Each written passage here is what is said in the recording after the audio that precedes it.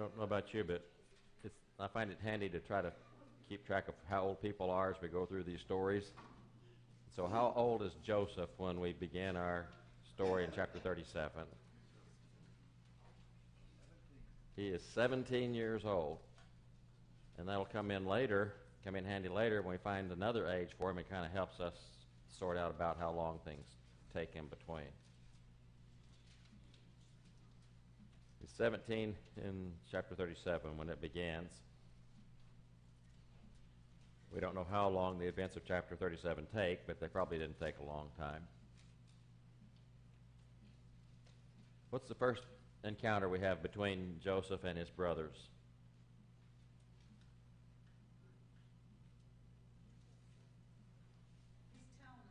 He goes back and tattles on them. Here's a 17-year-old, and he comes back from going out where they're pasturing the flocks, and he goes and gives a bad report to their father. How does Jacob feel about Joseph?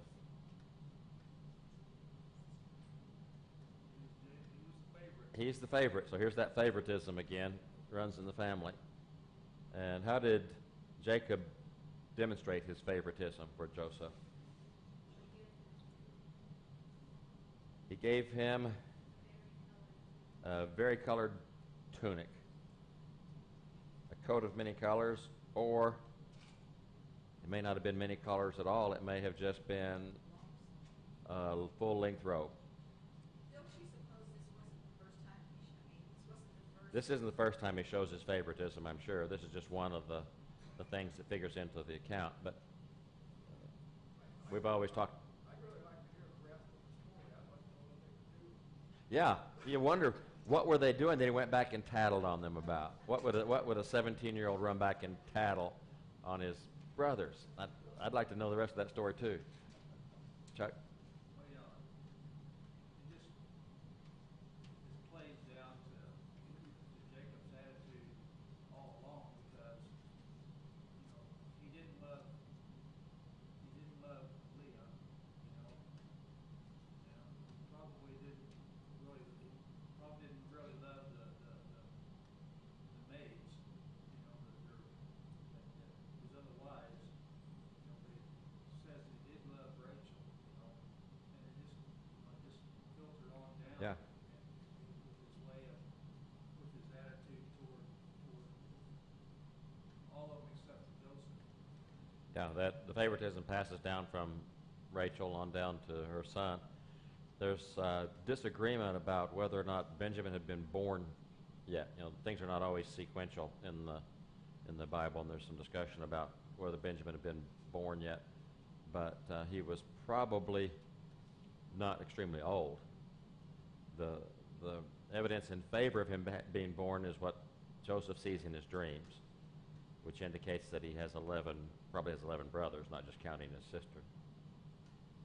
But so he's the oldest son, if not the only son, of the favorite wife of Jacob, and so that just passes right on down. And how does that set with the brothers? Oh, that's cool. Oh yeah, we really liked your coat. Joseph would have been quite a bit younger than the others too. Yeah. Yeah, he would have been, 20 years maybe younger than some of the others at least.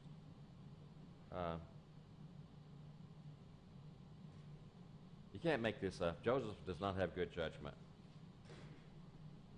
Because what happens next? He has a dream and he keeps it to himself. What's his first dream?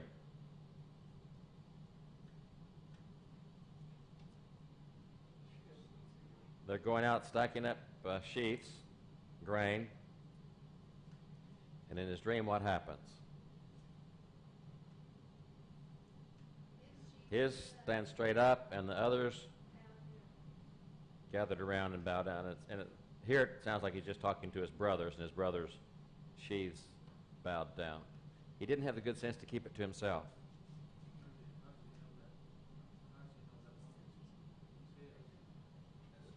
Yeah, he just knew that was his. You know, they were in the dream. They were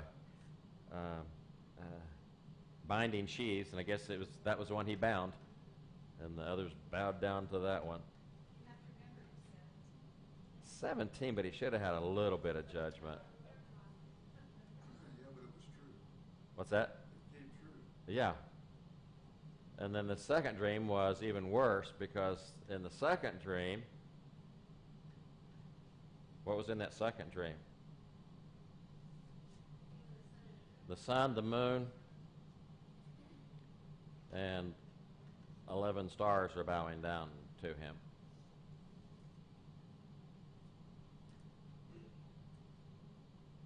And here's something that might indicate that Rachel was still alive, although it may just be speaking hypothetically.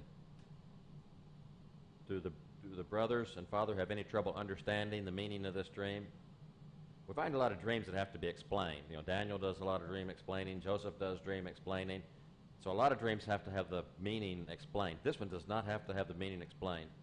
The brothers and Jacob see it as meaning what? They're all going to bow down to him. That really made his brothers happy. He tattles on them. His dad gives him a special coat. And then he has the first dream and he has the second dream. He just keeps piling it on.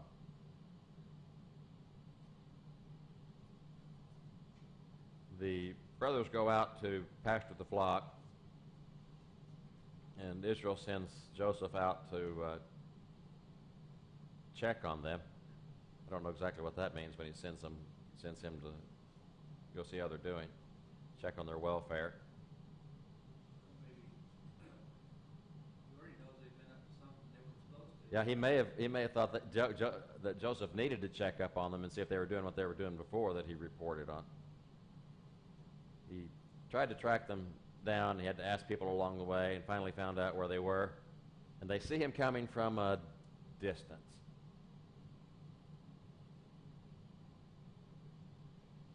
Now, didn't Isaac see Rebekah coming from a distance? And in the story of the prodigal son, didn't the father see the son coming from a distance? And in those cases, what was the reaction of the people who saw somebody coming from a distance?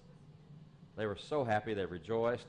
In this case, they see their brother coming from a distance, and what is their reaction? Now's the time to kill him. Let's just kill him. And so their reaction is not quite the same as the other. Here comes the dreamer. Let's kill him, throw him into the pit. And they're already making up their story that a wild beast devoured him. Then we'll see what happens to his dreams then after we kill him. There's one of the brothers, though, that indicates a little bit better judgment, and who's that? And what does Reuben do? Let's not take his life. You know, let's not take his life. Let's not shed any blood. Let's just throw him into this pit and not do anything to him. And what was his plan? He said, we'll put him in the pit. And then in the back of his mind, he's saying, I'm going to come back later. I'm going to get him out of the pit, and he's going to be okay. I was always confused as a child why, like, the tribe of Reuben didn't have, like, a higher standing among the 12 tribes of Israel. I was like, where did Levi come from? Levi didn't do anything for Joseph. And Reuben, like, saved his entire life. And, Yeah, yeah. And there's another reason I think why Reuben's tribe wasn't quite as high up, but he deserves a gold star for this, because he doesn't want his brother killed, and he really does deserve extra credit. And apparently he had to go off and do something. Why would Reuben be the one doing this? He's the oldest. He's the oldest son. Who's ultimately responsible for everything? Reuben is. And he's probably off doing some of the business, and he comes back eventually, and then he finds the pit empty, and we'll see his reaction then. They took his coat off of him, threw him into the pit, and then what did they do? They sat down to eat a meal. Now, meanwhile, what's Joseph doing? What do you think he's doing? What would you do? Help, let me out, help, let me out. He's hollering probably, help, let me out, and they're sitting there have another hot dog. It's just sit down and eat. What did you say, Chuck? Watching out for snakes. Watching out for snakes? Yeah. I think they are the snakes. Now then, who comes by? Ishmaelites. Some Ishmaelites. And so they say in verse 27, let's do what? Instead of wasting this perfectly good brother, let's sell him to the Ishmaelites. Oh, yeah, he's our brother, own flesh. Let's make $1 off of him. And some Midianite traders came by, and they pulled him up and lifted Joseph out and sold him to the Ishmaelites for 20 shekels of silver. And they took Joseph to Egypt. Okay, here's a major contradiction, folks. And Jason's going to solve it for us. It says Ishmaelites and it says Midianites. Which was it?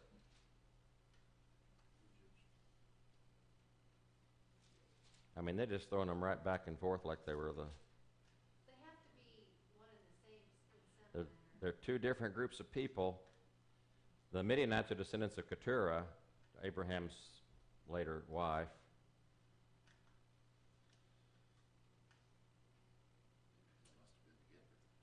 They might have been together, or they might not have been together.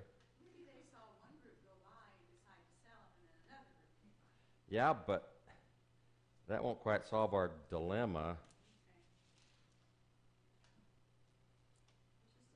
because verse 28 says it sold him to the Ishmaelites, but verse 36 says it was the Midianites who sold him into Egypt. It doesn't say they sold him to the Midianites, does it? Well, they were the ones that sold him to Egypt. They sold him to the In verse 28 it said the Midianites came by and they sold him to the Ishmaelites. Ishmaelites. They took him to Egypt. Ishmaelites took him to Egypt. Chuck? So if they were traveling together or close together, one sold it to the other, who sold it to Egypt. You going to stick with that one? Let me ask you a question. Do you remember the story of Gideon? Who did Gideon fight against? I'll give you a clue. You can go to Judges chapter 8 and cheat if you want to. Don't peek. Well, start out with verse 1. What chapter? Judges 8. Gideon fought against the Midianites, right? He fought against the Midianites.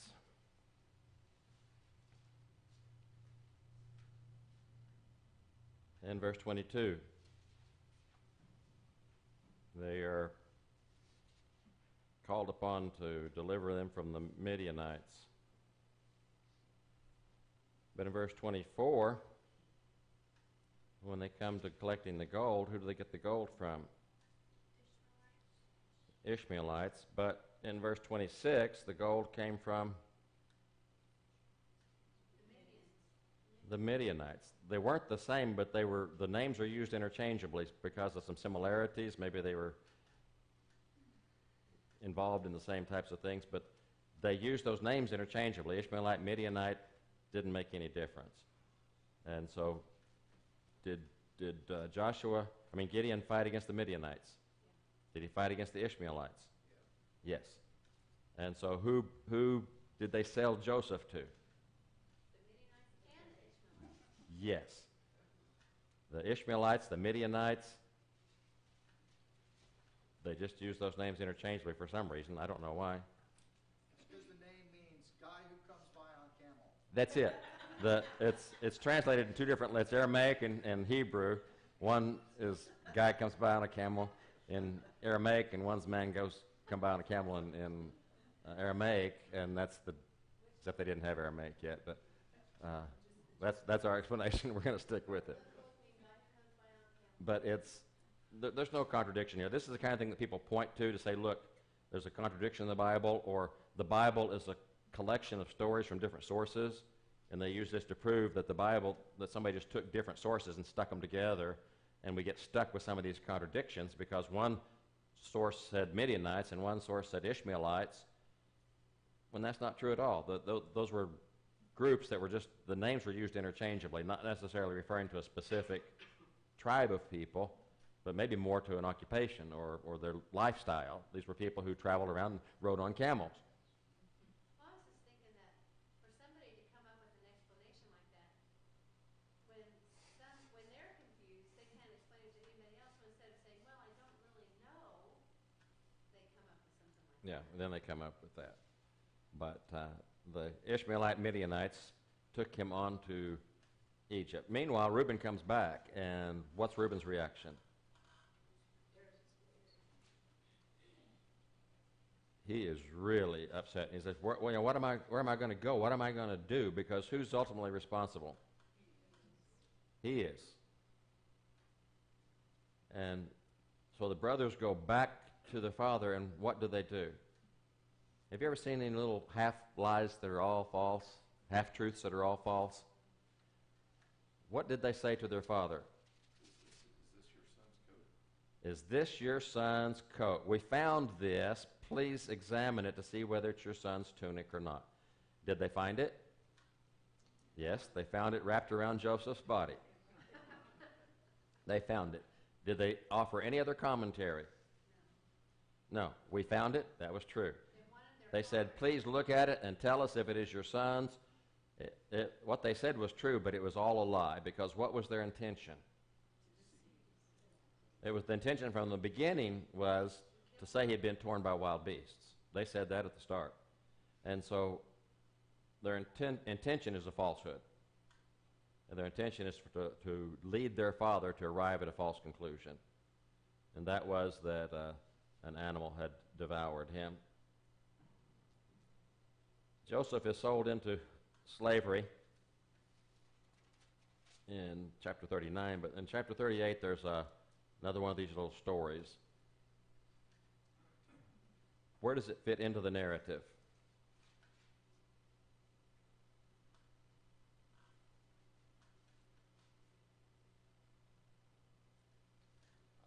About that time. It says about that time.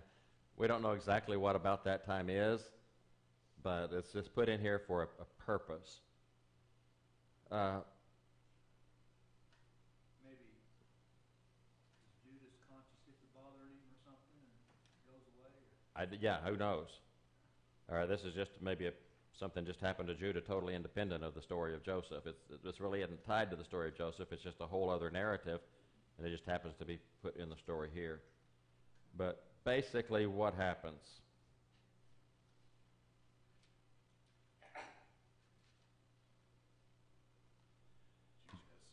Judah has 3 sons.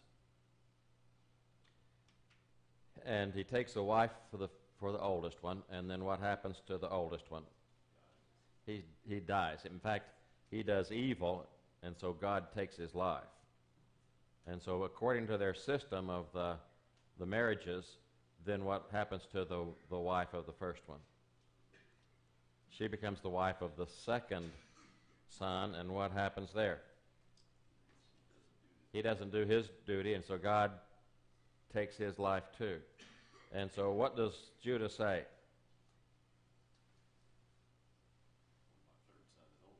Yeah, when my third son is old enough, then I'll let you marry him too. And really what he was saying was, there is no way you're ever going to marry my third son, because what happened to the first 2 sons? They married you, they died, and it's all your fault, right? There is absolutely nothing to indicate that there's anything wrong with Tamar. In fact, the indication in the story is that she was upright. And so it was not her fault that the 2 sons died. It was their fault. But he had absolutely no intention of losing his third son the way he lost the first 2. And that becomes obvious after a while. And you see how much time is transpiring here. It can't be between chapters 37 and 38 because of the time amount of time that passes, I don't think. But she sees it's not going to happen, and so what does she do? She disguises herself as a prostitute, and he comes by, and she asks for some kind of surety that he will pay her. And what kind of surety does he give her? What pledge? Well, he's going to give her a goat, but he didn't have the goat right now. She said, what guarantee do I have that you're going to do that? What do you have with you right now? You have your seal and your cord and your staff that's in your hand. And so he gave those to her. Now, how significant was that seal?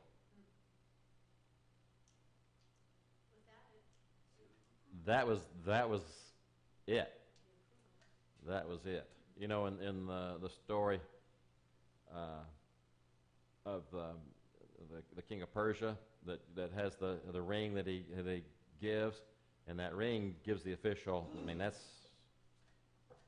it.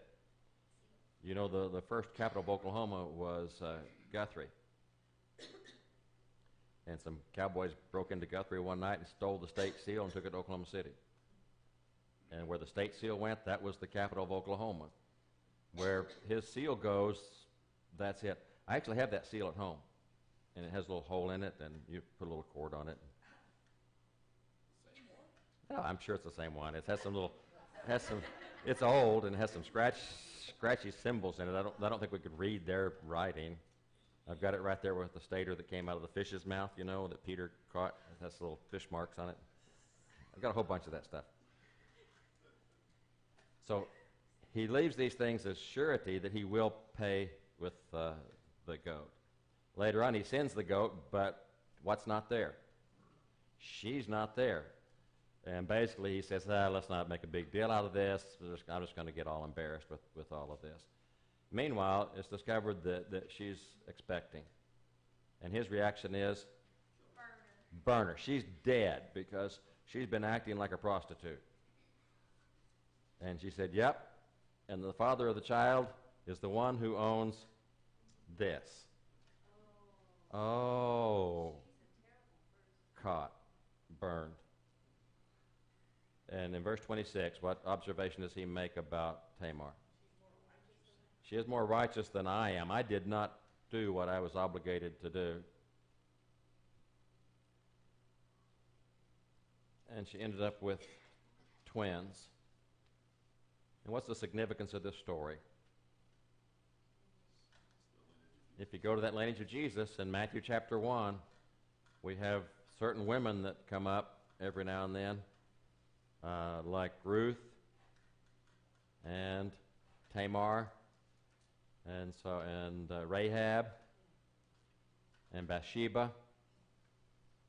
And this little chapter here fulfills the role of explaining the heritage of Jesus that comes from Judah through Tamar on down to Jesus. And so the story is very significant, although it's just kind of a parenthesis to the story about Joseph. Chapter 39, meanwhile, back at the ranch. Joseph is taken down to Egypt, and who buys him? Potiphar. Who's he buy him from? The Midianites are the ones that sold him. Oh, he bought him from the Ishmaelites. I thought the Midianites sold him.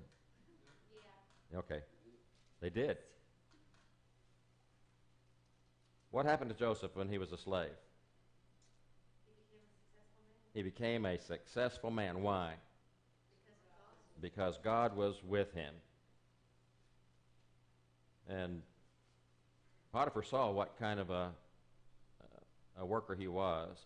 You know, Joseph was making the most of his circumstances. Can you imagine if you were, God blessed him. you're 17 years old, 18 years old, and what's happened to your life? Your own brothers take you and toss you in a pit and then sell you into slavery, and then they haul you down to Egypt and sell you as a slave in Egypt. How's your day going? He seems to be making And he the most just of it because God he is just with goes him. right along. God's with him. and he becomes successful. He lives happily ever after. Potiphar made him overseer of everything that he owned. And the more Joseph took care of, the more God blessed Potiphar, because Joseph was the one in charge. Everything was great.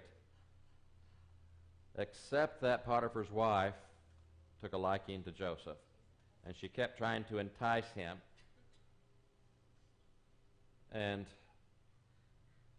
verses 8 and 9 of chapter 39 are just really good responses on Joseph's part. What's the first thing that Joseph says? His master doesn't have to. Potiphar trusts me with everything. He does not have to give second thought about anything that happens. He has put everything in my charge. When he's gone, he's not worried about what's going to happen to it. He's got his full trust. He has full trust in me, and so I have earned my master's total trust. And so that's his first response. I'm number one in the house. But verse 9 really has the key to Joseph's thinking. And what does he say? This great evil and sin. How can I do this great evil and sin against God? Now, he wants to be a good steward. He wants to take good care of Potiphar's things that have been entrusted to him, but there's one thing that really matters to Joseph, and that's not sinning against Potiphar, it's sinning against God. You know, Gary, it amazes me. You read different places in the Bible, like for instance, in Genesis, the first part of Genesis, when you're reading the genealogy, you read about I forgot the name now. It just went out of my head.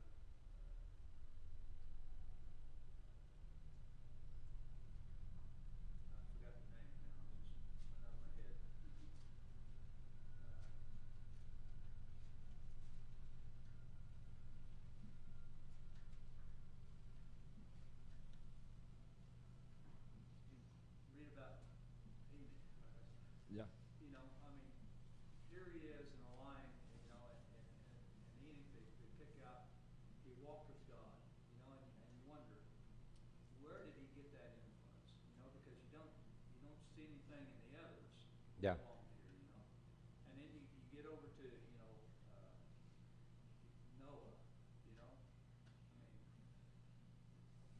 and he found favor with God, and you get, Joseph, you read, okay, where did he get his influence? I mean, because you really don't have any indication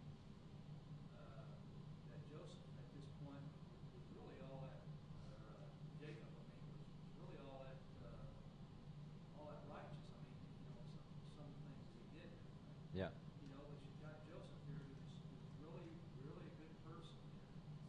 And he's young, but he's already got this mindset, this attitude, of pleasing God and worshiping God, apparently, and doing things, that he's supposed to be doing. Yeah.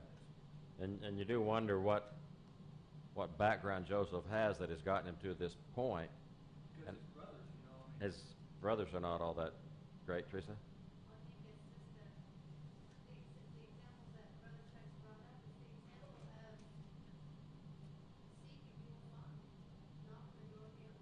It doesn't have to be because, well, my mom and dad showed me how, or my brother showed me how,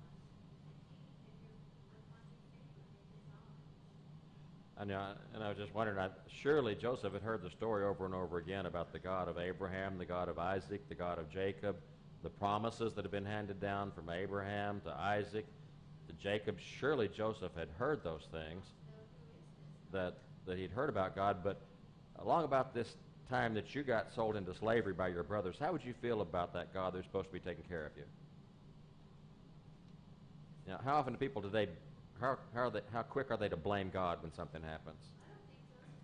We don't Look what God did to me. I'm such a good guy, and look what God did to me. And I don't see any of that in Joseph. I don't see, because he just keeps on apparently serving God because God blesses him.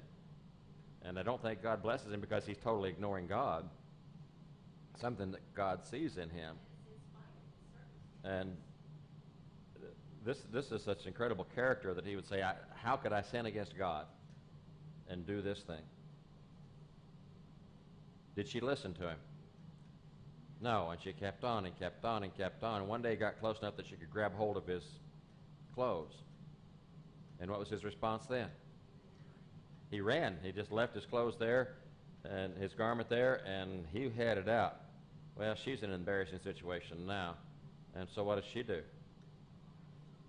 She screams out and tells the story that he's the one who tried to attack her. And she just keeps his garments laying right there until Potiphar gets home, and what does she say?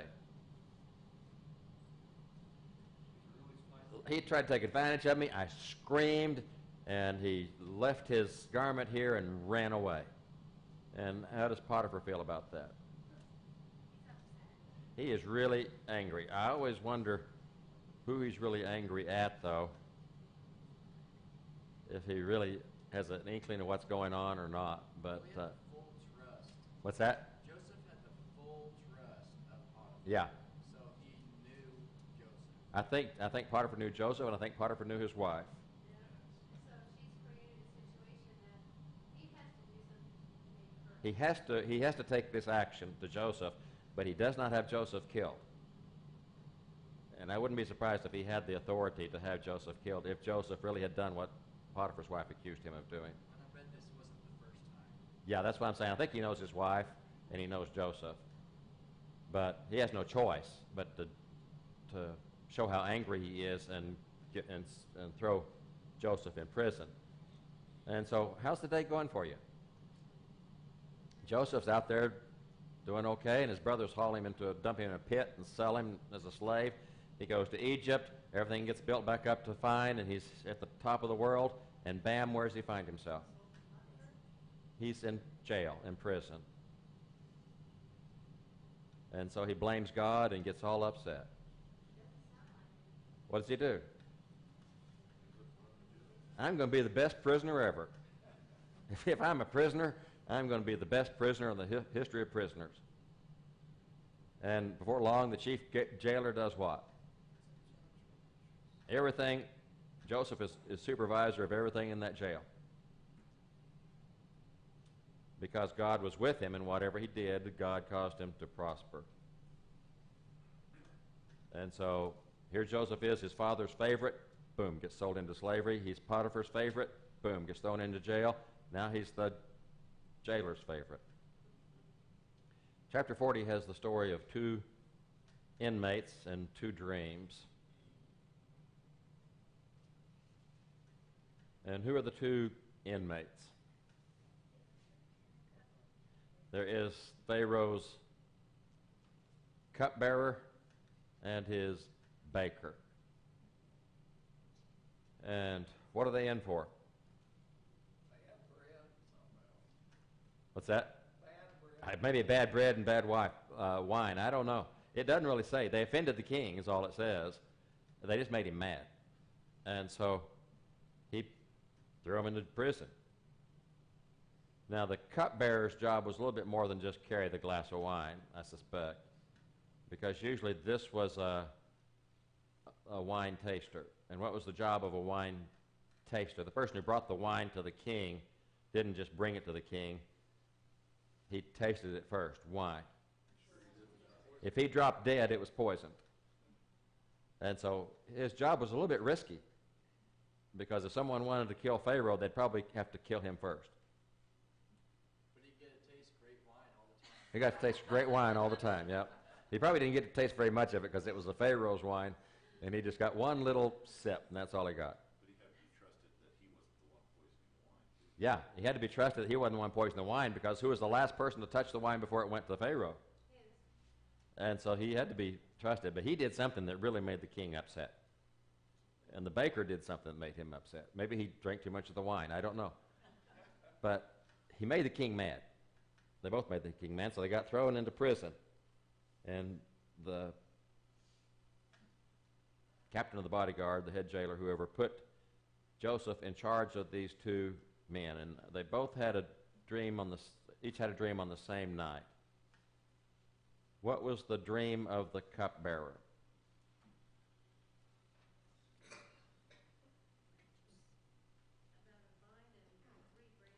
There was a vine with 3 branches, and it budded and blossomed and produced grapes. I want to step back up just a bit, whenever Joseph asked him, why your face is so sad, and they told him he had a dream, there's no one to interpret it. And I like his reaction here, interpretation belonged to God, and that's the same, kind of the same response that Daniel, I think it was Daniel that gave the same response that, that it wasn't his interpretation, it was God's interpretation. Ordinarily, we don't back up once we've gone past something. But I'm glad you said that, because that's something I thought of this afternoon. I was going to ask that question tonight, have we ever seen this anywhere else? And so Chuck answered the question that I did not ask, because that's the way Chuck is. He's always about 3 answers ahead of the question. I think we need to give him a microphone too. What's that? I think he needs a We do have some handheld microphones, and we need to put some around so we can... Did everybody hear what Chuck said? No. No, and I'm not going to tell you, because he answered the question I didn't ask. I think that verses 7 and 8, when Joseph sees these 2 guys who had the dream, and they're dejected, and he says, "Why are your faces sad?" And they said, "Because they had a dream. There's nobody to interpret it." And what does Joseph say? Do not interpretations belong to God? And where else have you heard that? Maybe you didn't hear it, Chuck.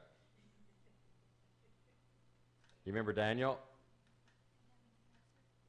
Daniel acknowledged that the interpretation of dreams is from God, that he did not have the ability to interpret the dreams, that it belongs to God. And that's what Joseph says here. You see how much credit he's giving to God? That the interpretations belong to God, and so tell it to me, please. And so the cupbearer tells the dream about the 3 branches and a rapid producing vine that buds, blossoms, and produces grapes all in one tree. And so he took Pharaoh's cup, and he took the grapes and did what? He squeezed them, put them into Pharaoh's cup, and then handed the cup to Pharaoh. So what do you think that dream meant? 3 days, he's going to get to be with us. You cheated and looked ahead. What do you think it meant? That's what Joseph thought it meant. That's what I thought too. That's what Don thought it was too. Even before Joseph had the answer, Don had the answer. I was listening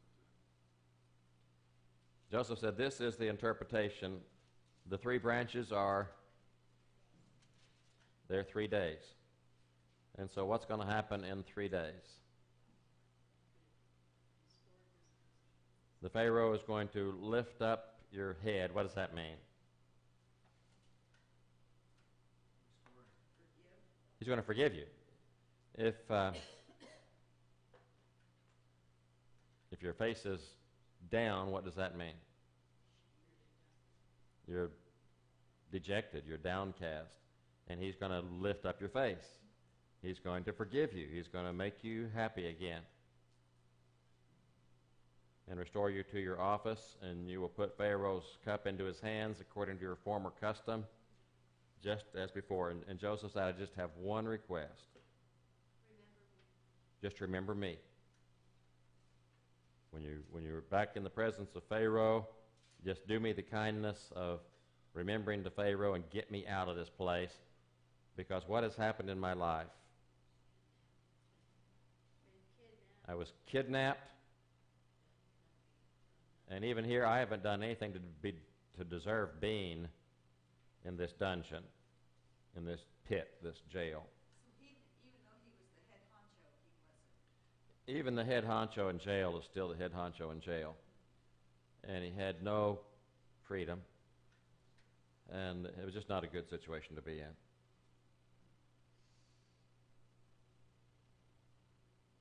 And so you can, what's the baker thinking long about now?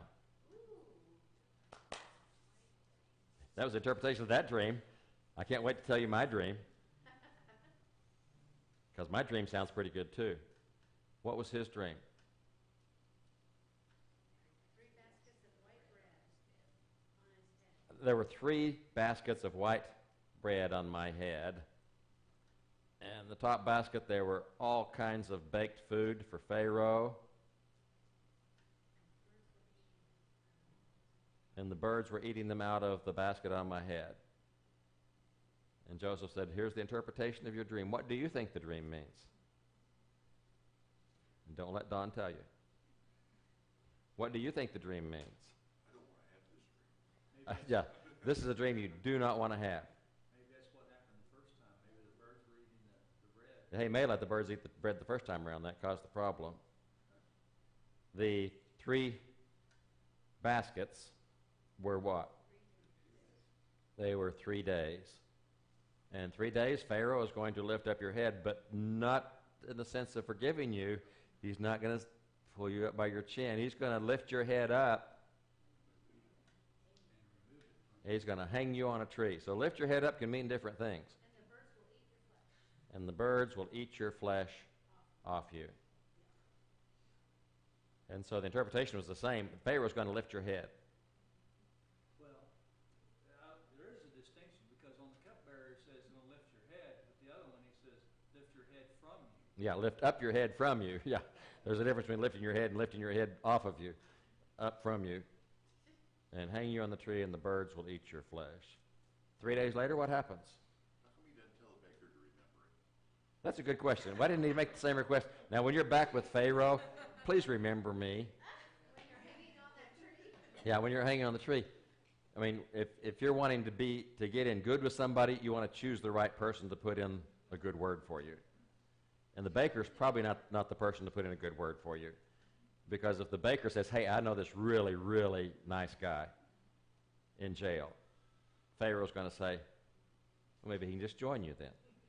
And so Joseph asked the cupbearer for a recommendation. He does not ask the baker for a recommendation. I think it's good to note that God gives us opportunities to ask others for help. And sometimes I think,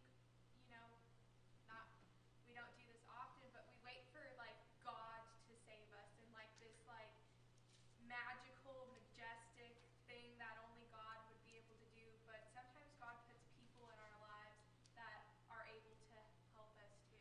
Yeah, I think that's a good point. That Joseph was not afraid to ask for somebody to help him out.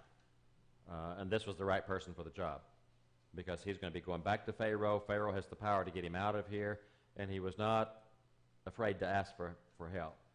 Now, Joseph knew that God had been helping him all the way, but he still asked for somebody to help him. Maybe that's the way God was going to do it.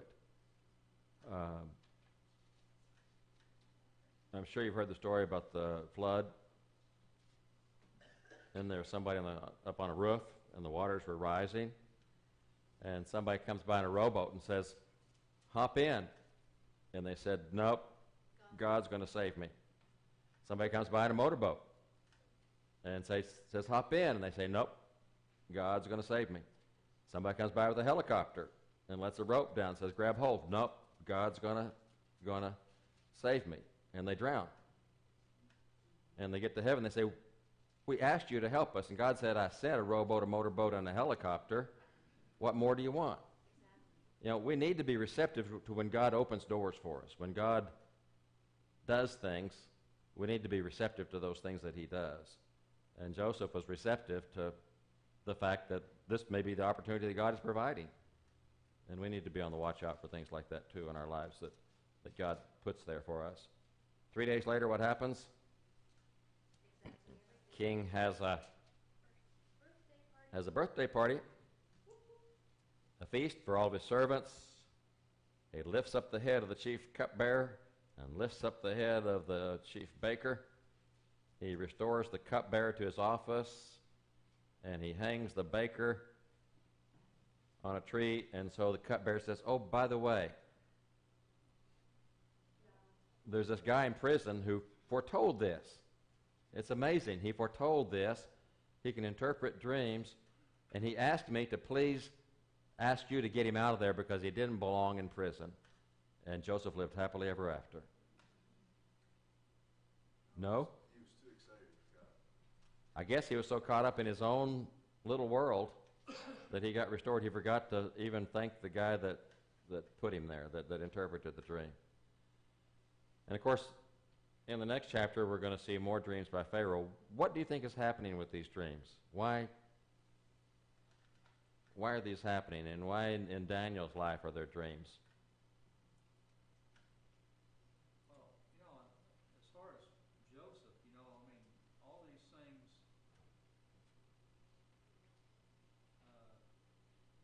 provided a way for God's providence to come to fruition, because if God didn't reveal these to Joseph, he wouldn't have been able to advise the Pharaoh to store up for the famine and things like that. Of course, then Jacob's son, the other sons, wouldn't come down to get grain. The whole thing. There's a reason for the way that it happened the way it did. Yeah, there are big things that are going to happen, important things that are going to happen that all fit together, and God needs to let them know about those things. And he does it through these dreams. And in the meantime, he verifies who Joseph is and establishes Joseph's position, his relationship with God, by the interpretation of these dreams. But would Joseph's brothers have sold him into slavery if they did not hate him so much? Would they have hated him so much if he wouldn't have had those dreams that said they were all going to bow down to him? Although those dreams foretold what was really going to happen in the future, I think that really added fuel to the fact that they hated him enough to kill him. And so those dreams contributed to that. Would they have hated him so much had he not been the favorite child? Yeah, well, they might have let the favorite child part go, but they said, let's get this dreamer. When they saw him coming, the one thing they focused on is let's get this dreamer. And so it was those dreams and his interpretation and their interpretation of the dreams that led to him being sold into slavery in the first place. And it was the dreams of the cupbearer and the baker that in the next chapter are going to make the cupbearer finally remember this person who can interpret dreams. And then it was the dreams and his interpretation that allowed God to tell Pharaoh that there are going to be 7 years of plenty, followed by 7 years of famine. If it wouldn't have been for that, then Israel would not have moved to Egypt and developed into the great nation that God called out of Egypt 400 years later. And so you see how this all fits into God carrying out his plan. God reveals to Nebuchadnezzar a great deal of the future. And so God uses these dreams to inform important people of things that are coming, but also to verify his people who are interpreting the dreams. And so next week, Lord willing, we will pick up with chapter 41, Lord willing, if we don't get a snowstorm or something, and continue to see these dreams, Pharaoh's dreams, and how they fit into God's plans. Keep in mind, as this story develops, keep in mind Reuben's actions earlier, because we want to see how that fits in with what he does later on, because Reuben is an important part of this story, and he'll play an important part later on, as does Judah. Judah also played a role in not killing him. Judah's the one that said, let's sell him into slavery. And so later, keep in mind what we've read about Judah and Reuben, because they're key players throughout this story. Thank you very much.